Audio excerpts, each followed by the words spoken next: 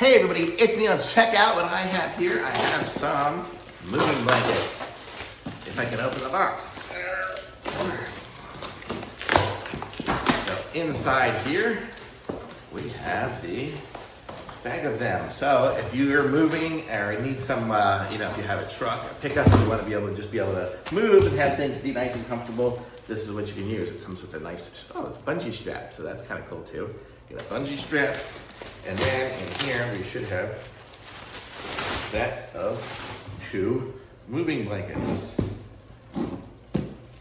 They wrap them up very nice. It's like a present. I don't have scissors or anything here. These are not coming undone. Okay.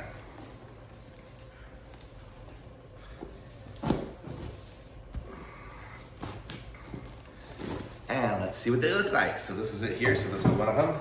It's nice and thick.